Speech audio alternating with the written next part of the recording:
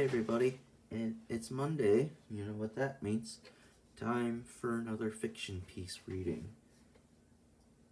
If you're wondering what that sound in the background is, it's my cat Isabella beating the shit out of her feeder machine. Anyway, by popular demand, there have been multiple requests, looking at you, Jack, to read my story called Dust Bowl Dance. Like I alluded to in my video the other day, I based it on the Mumford and Sons song, and I really like the way it turned out. And I've got a lot of creative pies I'm juggling in the air right now, but maybe at some point I'll go back and take more songs and interpret them into short works, mainly for Third Eye Blind, because that's a project I started a long ass time ago that I never actually finished, except for one story called Losing a Whole Year. So maybe I'll find that and resurrect it at some point. Alright. So let's get going with Dust Bowl Dance. Dust Bowl Dance. Dust storms on the southern plains covered everything in a choking grit. The young man stood on the porch of his ranch house, the last one left in that cold, lonely house. Its walls were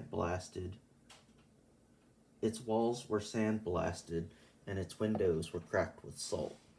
He was on the edge, both on this porch and on the edge of his nerves.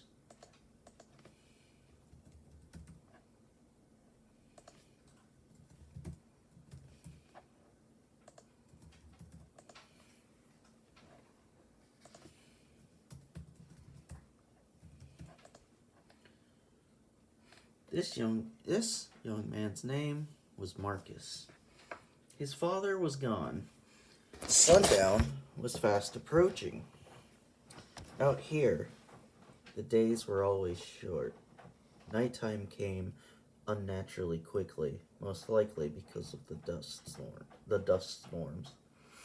The town he had known all his life, and the town he called home, was known as Tumbleweed.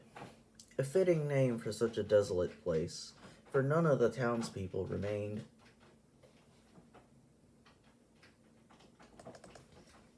For few of the townspeople remained.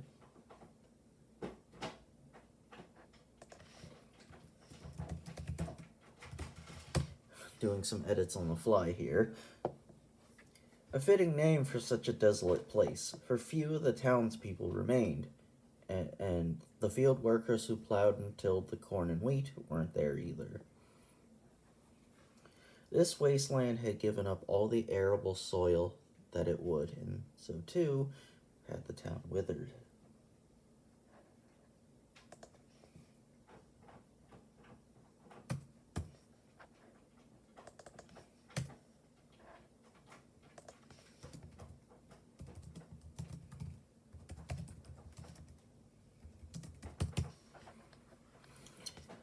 He wasn't even supposed to be here, not anymore. But he had returned with unfinished business. He had been kicked off his own land at the age of 16. 2 years had gone by, 2 years of wandering. He left the porch as he remembered his travels. With nowhere else to go, no one left to take him in, he had left behind the plains. He went to see valleys and forest, rivers and mountains. But his heart yearned for home, and with no idea where else to go, he knew he must listen and obey.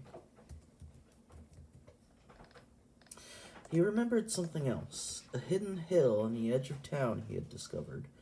He had decided to put all his trust in that hill, a secret place of solitude, but he would find no solitude there, not with Tumbleweed so empty now.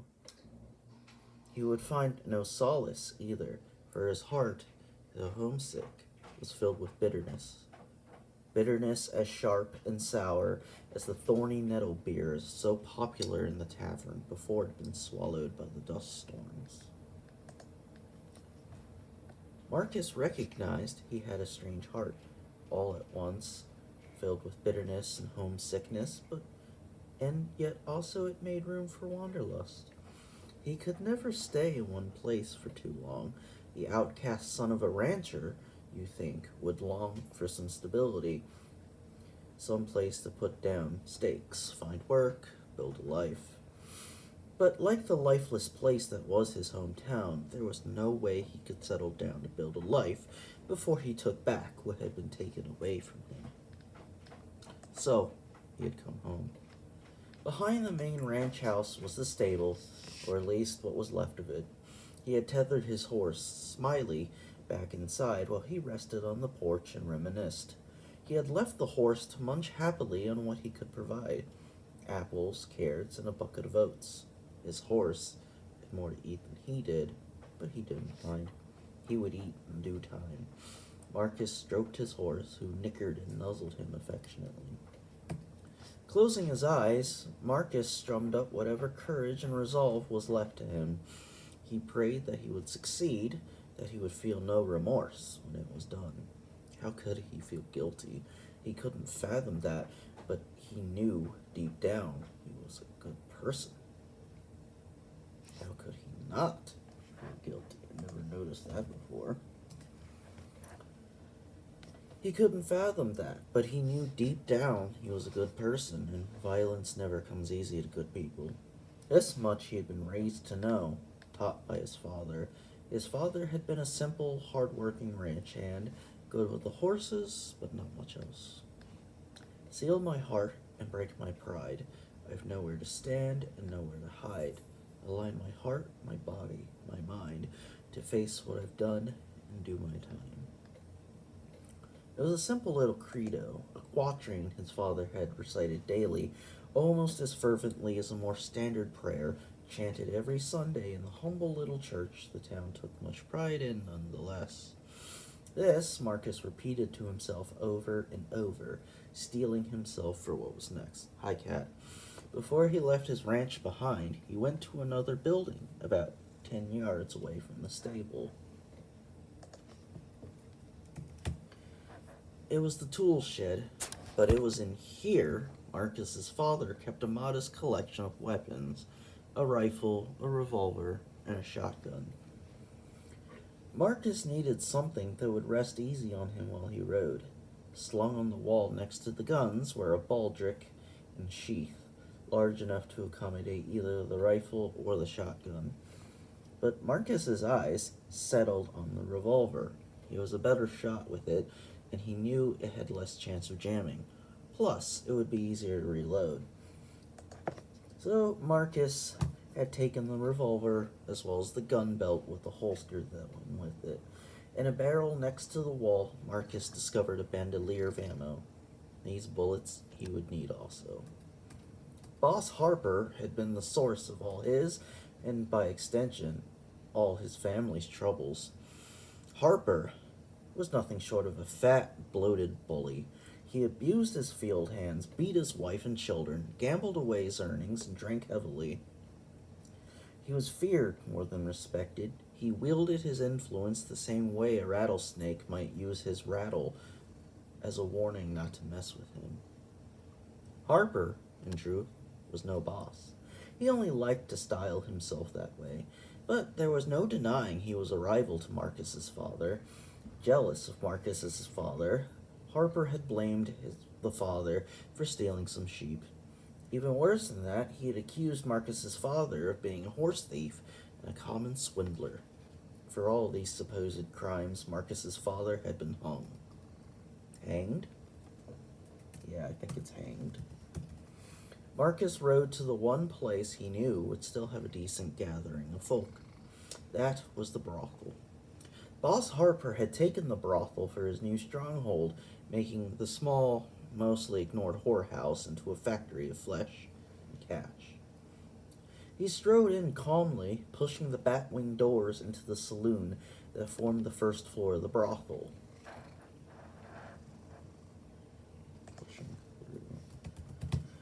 Boss Harper would be easy to find, jesting and laughing with all of his cronies while he had his beefy hand down some strumpet's corset. Strumpet's crumpet, ugh. Boss Harper, he called out, letting the door snap shut dramatically behind him. Where are you, Harper? The jaunty music clunking from the piano stopped. Everyone looked around. The whole place went dead silent, and sure enough, there was Boss Harper sitting at the biggest table, his corpulent face turned puce. Who are you, boy? What do you want? Well, Marcus replied, scratching his chin, you are my accuser. And when did I accuse you? I wasn't finished. Marcus cut him off. Now, look at my face. So, Boss Harper did, turning an even darker shade. He wasn't appreciative of being interrupted. Your oppression reeks of your greed and disgrace, Marcus continued. So one man and another has not. How can you love what it is you've got? Easily, Harper boomed, laughing. I have money, power, influence, and my hand on some fine titties, none of which you have, boy. When you took it all from the hands of the poor, Marcus jabbed. He threw his hands out wide to the room at large. Liars and thieves, you know not what is in store. He pointed directly at Harper, who now looked like an overripe grape fit to burst. There will come a time I will look you in the eye. And so they made eye contact. You will pray to the God you always denied. At this point, Harper's 5 assembled cronies all went for their guns, but before they could finish, Marcus slung his own and fired once for each of them. 5 shots, 5 kills. The whore on Harper's lap screamed and scampered. Marcus had managed not to hit her, but he also wondered why she hadn't ducked for cover when the shooting irons had come out. Marcus aimed at Harper. You haven't met me. I'm the only son. And that's where the story ends. So I really hope you liked my interpretation of it. There might have been a little bit of triggering content in there, so I'll add a trigger warning to this too. But yeah, that's pretty much what I got out of the song, and I hope I evoked that sort of atmosphere pretty well, because there are just some artists who, make songs that are incredibly cinematic, like Mumford and Sons, Blind, Hosier, Cassidy Pope too, surprisingly. So yeah, that's it for me for right now. I'll post this shortly, and then you'll see it in a bulletin. By the way, if you guys haven't noticed, I'm wearing a very, very loud shirt patterned with sushi. So, that's pretty cool. See you tomorrow for another famous poetry reading. If you have any requests, let me know. Otherwise, I think... I'll either do Death Be Not Proud or Do Not Stand at My Grave and Weep. And... yeah. All things in due time. So,